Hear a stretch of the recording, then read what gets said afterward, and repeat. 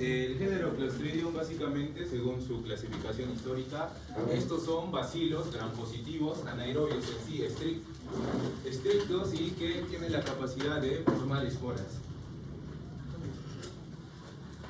¿Ya? Sin embargo, esta clasificación histórica tenía algunos problemas para algunas especies, como por ejemplo el Clostridium perfringens y el Clostridium ramosum, que básicamente el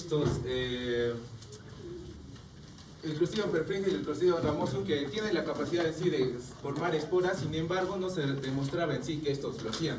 El Clostridium tertium y el Clostridium histolycum, que a pesar de ser anaerobios estrictos, tenían una capacidad de ser aerobios tolerantes.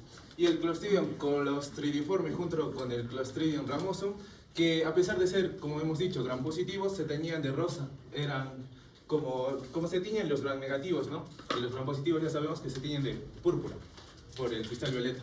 Entonces, frente a este problema se clasificó de la siguiente manera, en el grupo de homología 1, que básicamente es muy importante, ya que dentro de este grupo encontramos las especies de Clostridium que tienen cierta relevancia clínica, que tienen importancia clínica. Después de esto hablamos que la mayoría de Clostridios son ubicuos, que los encontramos en diferentes lugares, son saprofitos que se alimentan de materia orgánica, materia en descomposición, y son inocuos ya que no alteran, no afectan al organismo en el que están viviendo, por ejemplo. Sin embargo, algunos son patógenos, como los siguientes y los que hablaremos más adelante, donde ahondaremos más en el tema, como el Clostridium difficile, que básicamente se caracteriza por presentar diarrea y colitis pseudomembranosa. El Clostridium perfringens, que se caracteriza por la intoxicación alimentaria. El Clostridium tetani, que da tétanos, y el Clostridium botulium, que te da botulismo. ¿Pero por qué son patógenos?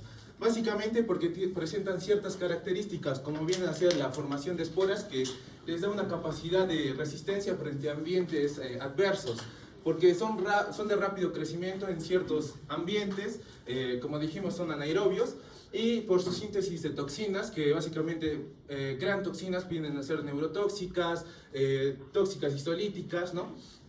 Y además tienen factores de adhesión, la hialuronidasa, que básicamente se encarga de su expansión. Siguiente, por favor. Ya, entonces, ahora entramos sobre el Clostridium difficile. Básicamente su difícil se refiere a que es de difícil cultivo. Su cultivo requiere ciertas características para que sí se pueda dar, ¿no? Hablando sobre su fisiología y estructura, tenemos que la Clostridium difficile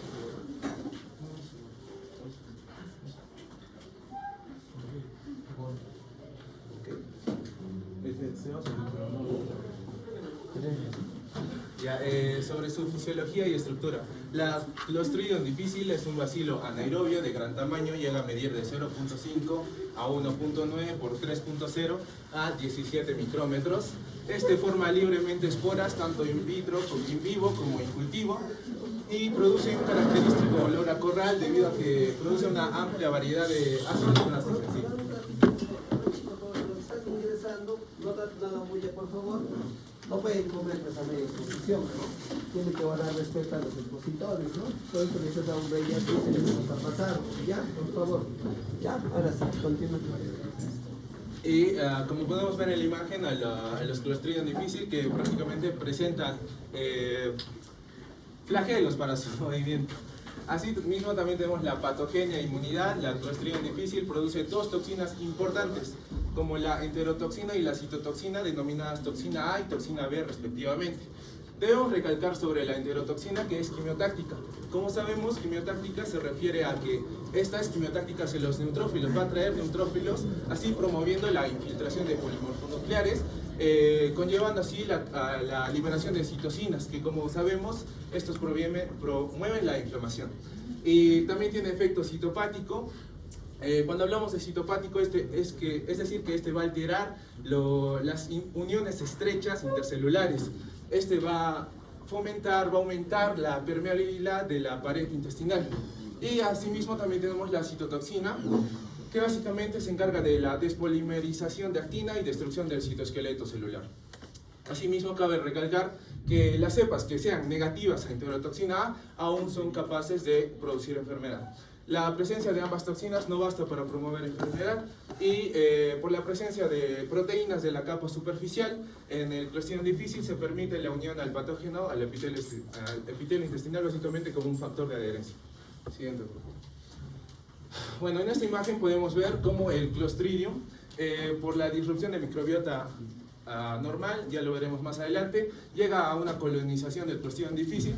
Perdón si la imagen no está tan clara, pero es la única manera en la que pude poner. La colonización del Clostridium difficile, básicamente, que va a liberar sus toxinas, tanto A y B. Estas toxinas A y B, como ya dijimos, tienen efecto que permite la permeabilidad de los enterocitos, ¿no? Promoviendo la infiltración de los polimorfonucleares como los neutrófilos, así llegando a una inflamación, como podemos ver en la imagen. Siguiente, por favor. Entonces, sobre su epidemiología, el Clostridium difficile normalmente lo encontramos, sí, está en nuestra microflora intestinal en individuos sanos. Y básicamente, esta se forma en individuos que hayan tenido exposición reciente a un individuo que haya estado en el hospital o que haya salido de esto. Y la enfermedad se desarrolla en individuos que reciben antibióticos. Como sabemos, los antibióticos no solo afectan a las bacterias o a los organismos que nos están produciendo la enfermedad, sino que también afectan a nuestra microbiota normal. Entonces, al afectar a nuestra microbiota normal, también va a promover la proliferación de este bacilo. Y la enfermedad es clínica. ¿Qué enfermedades va a producir? Esta, en su mayoría, produce la enfermedad que es más frecuente de enfermedades gastrointestinales asociadas a antibióticos. Así también produce la diarrea autolimitada y la colitis pseudomembranosa grave. Sobre la diarrea autolimitada, esta aparece de forma aguda, dura pocos días, generalmente menos de 14, y se resuelve espontáneamente sin necesidad de tratamiento específico.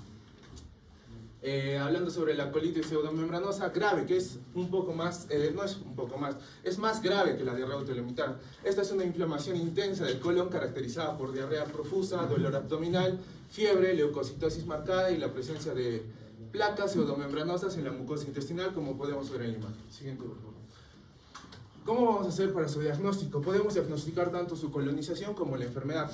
Para su colonización utilizamos un aislamiento en coprocultivo y para la enfermedad el método más usado o el que es más efectivo es la demostración de la enterotoxina o citotoxina en las heces. Asimismo también se puede hacer la detección de genes de las toxinas mediante pruebas de amplificación de ácidos nucleicos y también hay pruebas moleculares específicas que ya son más comerciales.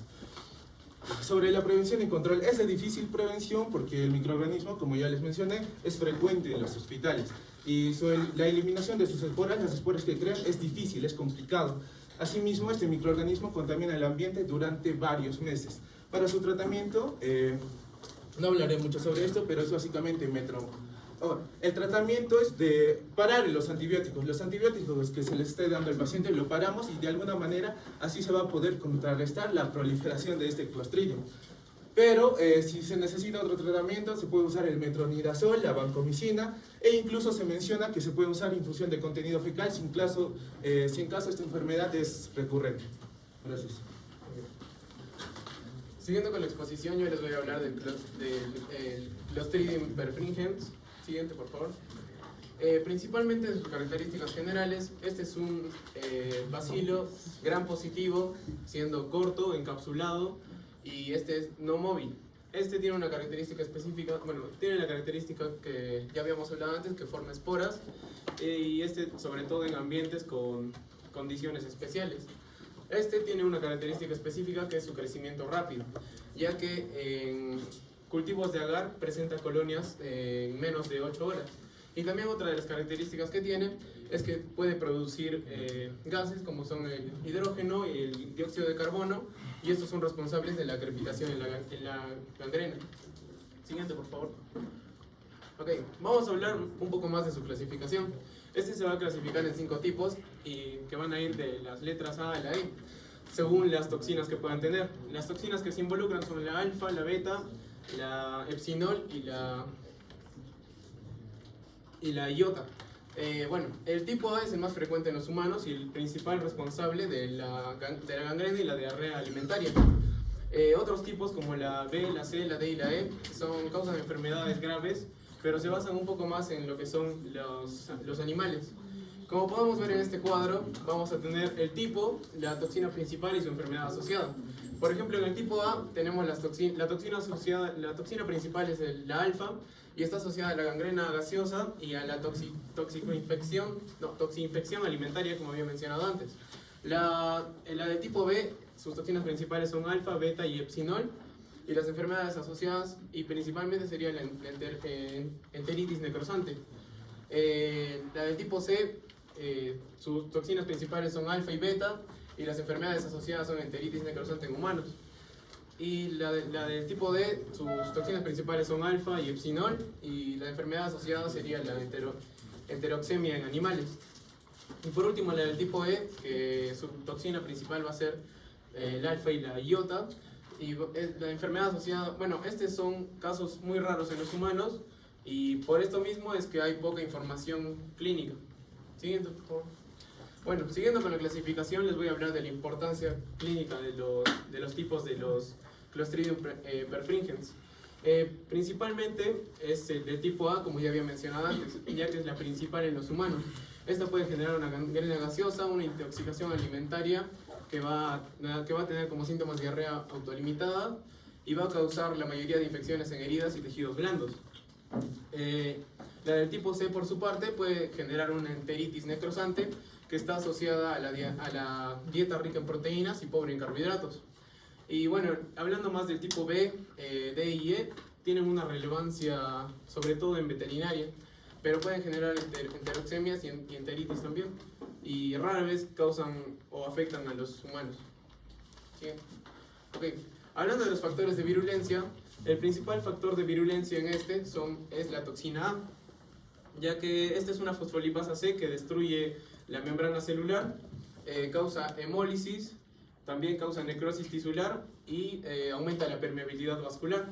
Por parte de la toxina B, aumenta la permeabilidad vascular y la necrosis intestinal. Después también tenemos la del epsinol, que aumenta la permeabilidad vascular del intestino, y la iota actúa como, bueno, es una toxina binaria que tiene un efecto citotóxico. Después también se forma la enterotoxina, asociada a la intoxicación alimentaria, y enzimas como la colagenasa y la hialuronidasa, que van a facilitar la diseminación. Siguiente, vaya. Okay. Hablando un poco más de la epidemiología, yo los clasifiqué en dos. Primero los de tipo A, que son las más frecuentes y las más estudiadas. Por ejemplo, el tipo A habita frecuentemente en el aparato digestivo. Después también sabemos que se va a encontrar en el suelo y en el agua contaminado. Esto va a formar esporas en condiciones, como ya había dicho, especiales, y origina infecciones en tejidos blandos. Después las del tipo B al tipo E no sobreviven en el suelo, y la del tipo C principalmente puede afectar en los humanos en áreas con dietas ricas en proteínas y bajas en carbohidratos, y pueden colonizar el aparato digestivo de los animales y algunas veces del ser humano. Okay. Hablando de su patogénesis, la patogénesis del Clostridium perfringens inicia cuando la bacteria o las esporas llegan a un ambiente anaerobio. Puede ser el tejido tisular, un alimento en descomposición o el intestino en casos de ayuno. En este lugar va a realizar su germinación, su multiplicación, y va a producir toxinas. Estas toxinas van a destruir células musculares y tejido conectivo, y también van a producir nutrientes y van a generar gas. Bueno, en también se genera un nuevo ciclo. Bueno, la rápida necrosis genera un nuevo ciclo que es con mayor anaerobiosis, la cual va a aumentar el crecimiento bacteriano, y a su parte, junto con esta, también va a aumentar la producción de toxinas, lo cual explicaría la progresión fulminante de la gangrena gaseosa. Siguiente, por favor. Hablando del cuadro clínico, el Clostridium perfringens genera una gangrena gaseosa, el cual presenta síntomas como dolor desproporcionado, edemas, piel pálida, y también presencia de gas palpable y una evolución muy rápida que puede llevar a un shock y muerte si no se llega a tratar. Una toxinfección alimentaria que tiene como síntomas diarrea acuosa, cólicos que inician de 8 a 12 horas después de comer, ya sea un alimento en descomposición o una carne mal preparada. Y bueno, también puede presentar enteritis necrosante, que va a generar una necrosis intestinal, una perforación, fiebre y esta tiene mortalidad alta. Y otras infecciones que puede tener serían la bacteriemia, la celulitis, la colecistitis, entre otras. Ya le cambié. Okay. En cuanto al diagnóstico, tenemos 4 métodos. Primero que nada, la microscopía para observar bacilos gram positivos en el tejido necrótico. También tenemos el cultivo en agar en sangre, ya que esta tiene una doble zona de hemólisis. Y las pruebas de toxinas principalmente son la prueba ELISA y la prueba de PCR. Y bueno, en cuanto a la imagenología, es para detectar gas en una radiografía o también puede ser en una tomografía computarizada. En cuanto al tratamiento, no voy a abarcar mucho en esto, pero es un poco importante conocerlo, ya que, por ejemplo, en la gangrena se puede tratar con una cirugía urgente y también administrando penicilina. Y hay un método que es la oxigenoterapia hiperbárica, que puede ayudar a frenar la progresión. Y bueno, como prevención tenemos la cocción adecuada de carnes y guisos, mantener alimentos refrigerados para evitar su germinación de esporas, higiene de heridas y profilaxis en traumas graves y control de infecciones. Y para finalizar, yo les traje un caso clínico que es sobre gastroenteritis por Clostridium perfringens. En la descripción del brote se habló de la fecha, pero principalmente de 85 personas que se enfermaron tras consumir carne y salsa en un evento de catering. Los síntomas aparecieron 8 a 14 horas después de la comida y estos pacientes presentaron diarrea acuosa en un 90%, y cólicos abdominales intensos, náuseas ocasionales y poca fiebre y vómitos. En la investigación se encontró la prueba de Clostridium perfringens en la carne y en la salsa. Y bueno, la carne fue cocida un día antes, enfriada lentamente y mantenida a temperatura ambiente por varias horas. El diagnóstico que se hizo para esto fue el cultivo de heces y alimentos más la detección de enterotoxina. Bueno, ahora vamos a hablar sobre el Clostridium tetani. Este es un bacilo Esporulea móvil de gran tamaño que va desde 0.5 a 2 por 2 hasta 18 micrómetros. Lo importante es que produce unas esporas terminales que le dan una forma de palillo de tambor, como una cabecita. Al contrario del C.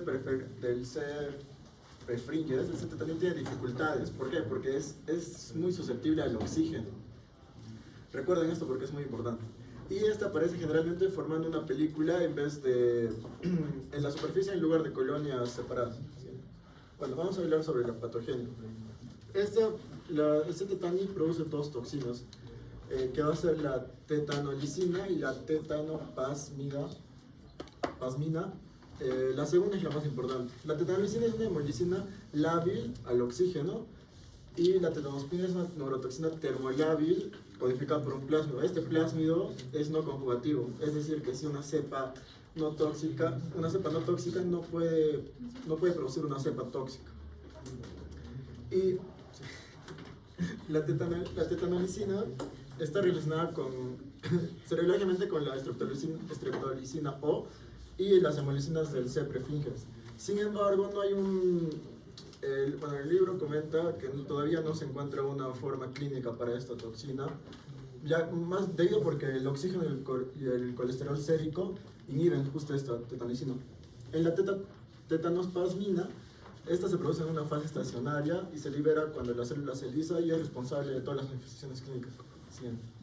La tetanospasmina es una toxina AB. Esta se encinde en 2 cadenas. Hay una cadena ligera A y una cadena pesada B. Estas cadenas están unidas por enlaces disulfuro y no covalentes.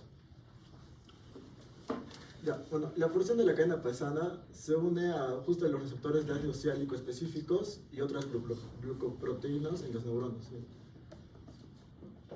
Bueno, ¿qué es lo que pasa? Justo estas moléculas intactas de la toxina se van a internalizar en las vesículas endosómicas. Su transporte va a ser desde el axón hasta llegar al soma. Estas endosomas se van a acidificar y van a formar un cambio conformacional. Va a ser una inserción en la membrana endosómica y justo va a ser el paso de la cadena ligera al citoplasma. ¿Pero por qué es importante este paso? Porque justo esta cadena ligera es una endopeptidasa de zinc que va a estar implicado en escindir proteínas que están relacionadas con el tráfico y liberación de neurotransmisores. ¿Siente? Es por eso que esta tetanospasmina es muy importante porque justo va a regular la liberación de los neurotransmisores, que es la glicina y la GABA, que es muy importante. ¿Por qué? Porque estos, como al ser inhibitorios, va a haber una sinapsis muy excitatoria y va a producir una parálisis espástica. Cabe resaltar que la unión de la toxina es irreversible y la recuperación más que todo está dado por formar nuevas terminaciones axónicas. Epidemiología. Como ya lo dijo mi compañero en la introducción, el Clostridium es ubicuo, está en la naturaleza. Pero como ustedes dirán, si me acabas de decir que es susceptible al oxígeno, al aire, es justo porque va a formar unas esporas. Estas esporas le permiten sobrevivir en la naturaleza durante años.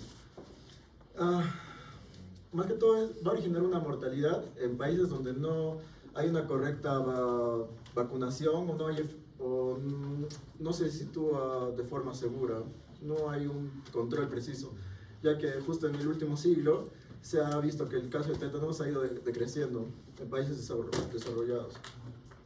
Y el 30 al 50% se estima que son mortales en los países que se ha encontrado, siendo justo la mitad de estos en neonatos. Bueno, las enfermedades clínicas. Va a producir tétanos, ¿no? Va a haber tétanos, va a ser un tétanos generalizado, tétanos focalizado y tétanos neonatal. Su periodo de incubación depende de la herida, por ejemplo, depende de la herida donde se haga, puede ser en el pie, en la mano, puede entrar por heridas abiertas. Y justo esto es uno de los signos, ¿no? Por ejemplo, en el músculo macetero, como ya vimos en anatomía, es justo para masticar, es para... Al contraer la originización. Para contraer es el músculo macetero. Esto va a causar trismo, que es un signo muy inicial en un gran número de pacientes. Es como que no puedes abrir la boca porque le estás contrayendo el macetero. Y en los músculos faciales es una risa sardónica, más que todo. Como ven esta imagen es como que estás contrayendo todos los músculos faciales. También otros síntomas menos frecuentes o depende de los pacientes, puede ser babeo, sudoración, irritabilidad y espasmos persistentes en la espalda, que se llama opístoto. Sí.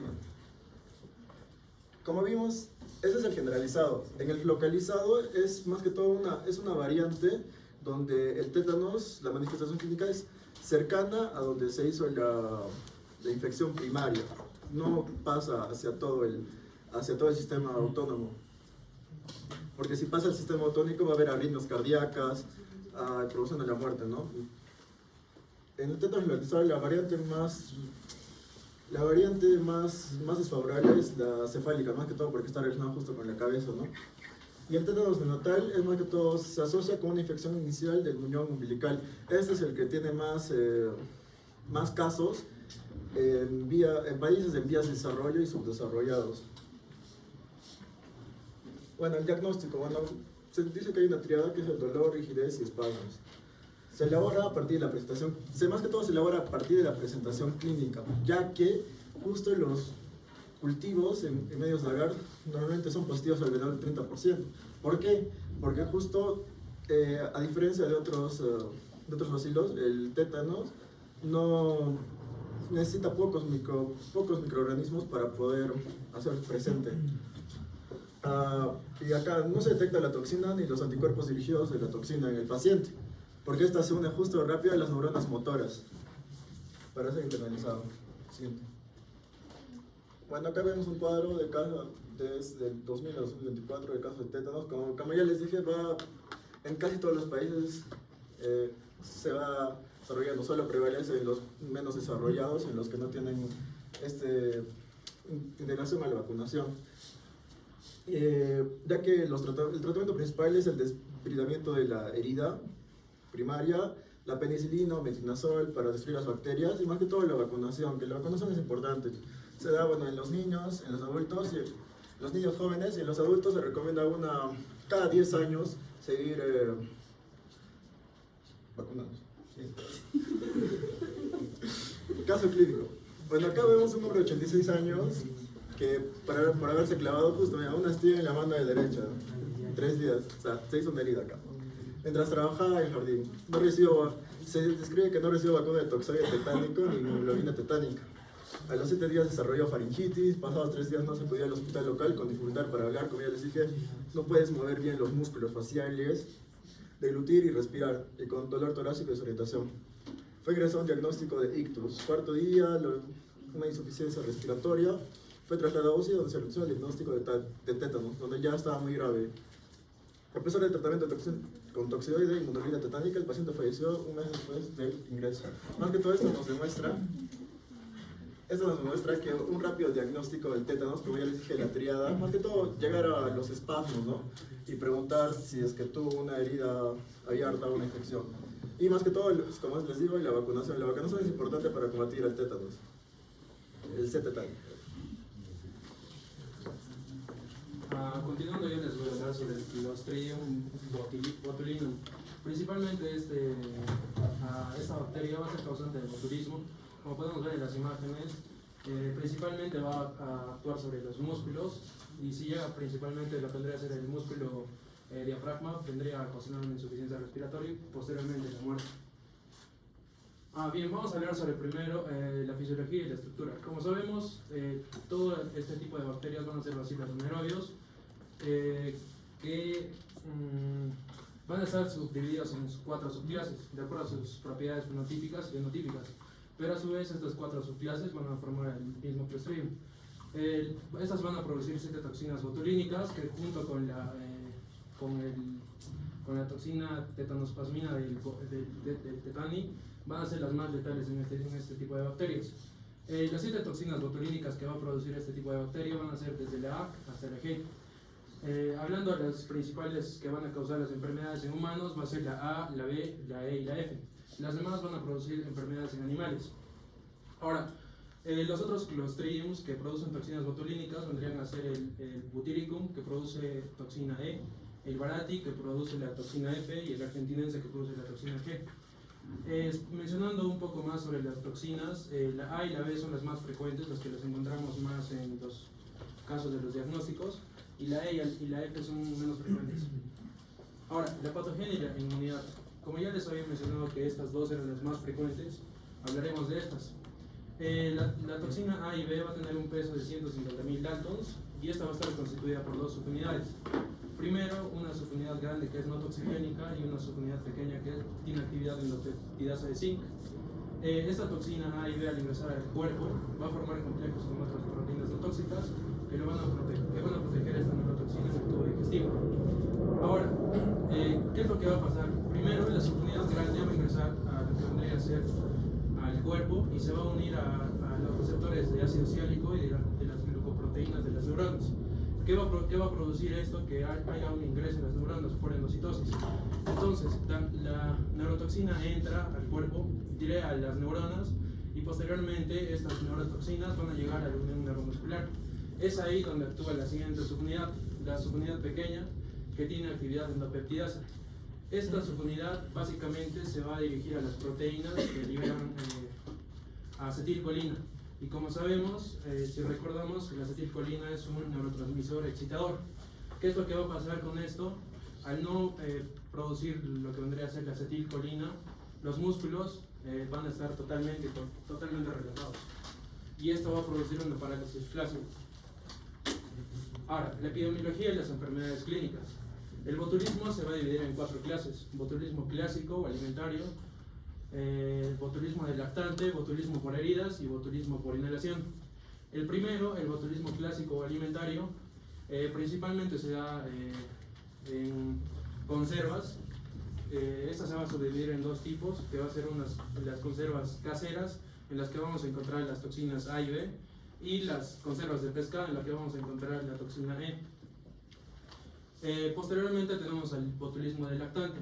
Este tipo de botulismo es el más frecuente, pero el menos mortal. Principalmente los encontramos en lactantes que consumen miel o leche en polvo infantil. Este ataca a niños menores de 1 año, que vendría a ser entre 1 a 6 meses. Posteriormente tenemos el botulismo por heridas. Este tiene una causa idiopática, no se sabe por el momento. Y el botulismo por inhalación. Este fue utilizado en las épocas o eras del bioterrorismo como un arma biológica.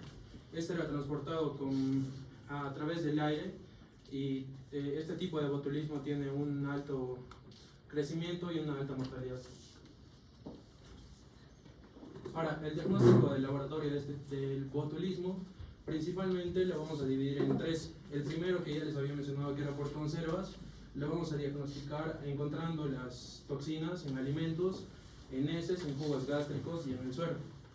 El siguiente tipo de botulismo, que es el de lactantes, lo encontramos en las heces y en el suero. Y el último, que es el botulismo de las heridas, lo encontramos en las heridas y en el suero.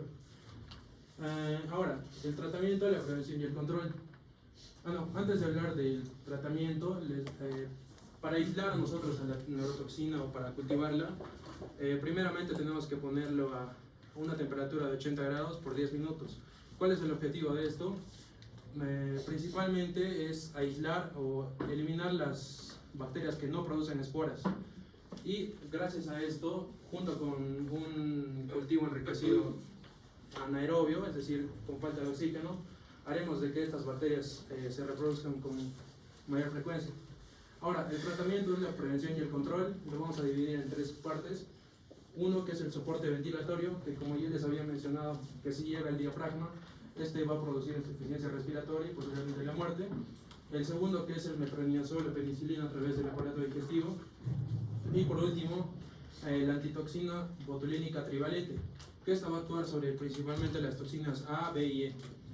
La prevención se da por destrucción de esporas en alimentos. Esto es casi imposible porque casi nadie va a destruir las esporas en alimentos. El segundo, que es evitando la germinación.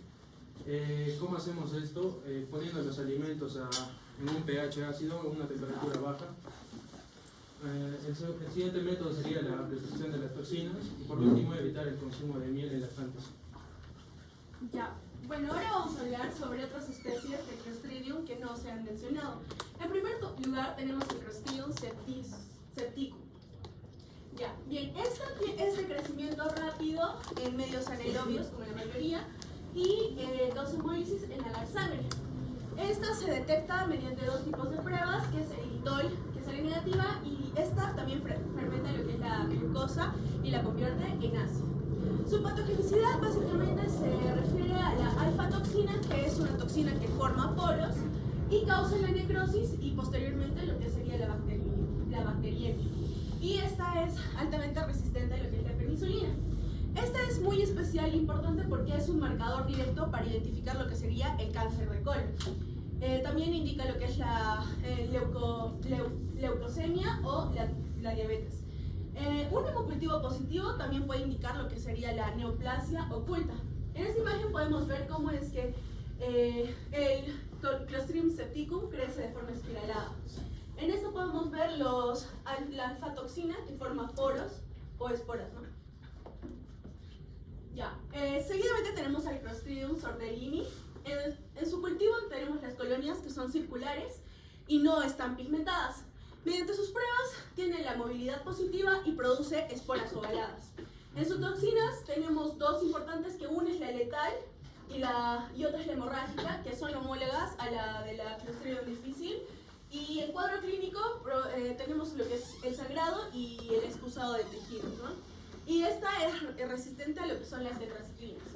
En esta podemos encontrar como enfermedad importante lo que es el shock tóxico, que está asociado básicamente a lo que es el parto natural y los abortos que son provocados. Y esta tiene una mortalidad del 70% y puede suceder en lo que son 1 a 2 días después de su diagnóstico. Después encontramos lo que es el Clostridium tertium, que dentro de sus características es muy especial, ya que esta puede ser aerotolerante. A diferencia de todas las demás, esto puede ser la característica que la puede diferenciar de un diagnóstico equivocado, ¿no? Dentro de sus cultivos encontramos que son colonias pequeñas y tiene una hemólisis débil. Dentro de la bioquímica es que no produce toxinas potentes, a diferencia de las que ya se han mencionado, y esta sí puede fermentar carbohidratos. Su relevancia es que esto se encuentra en pacientes neutropénicos. ¿Qué significa neutropénicos? Que tienen una disminución de neutrófilos en lo que es la sangre. Y esta es resistente a lo que es el metronidazol y es terapéutica. En esta se encontró un caso clínico de lo que es la septicemia en un paciente pediátrico, pero que no era neutropénico. Así también tenemos lo que es el Clostridium ramosum, que este no es móvil, es anaerobio como el resto, produce beta-lactasas y esta es parte de la microbiota intestinal, pero a veces causa lo que es la diarrea infantil.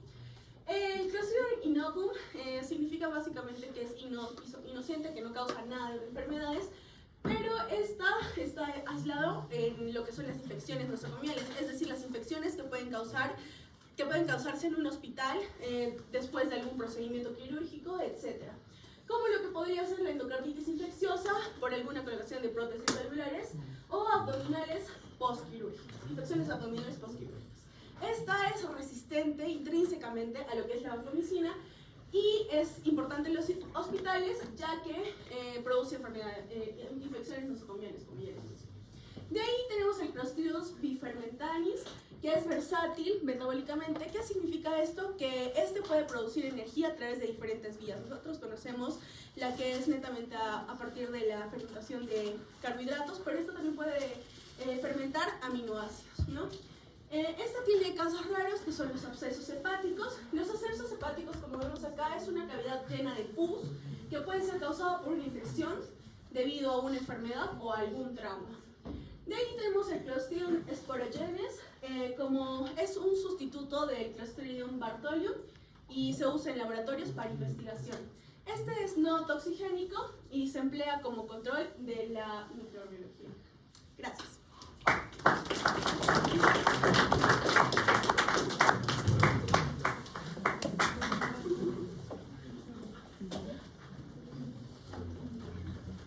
Tenemos un caput para el salón. Ya puedo.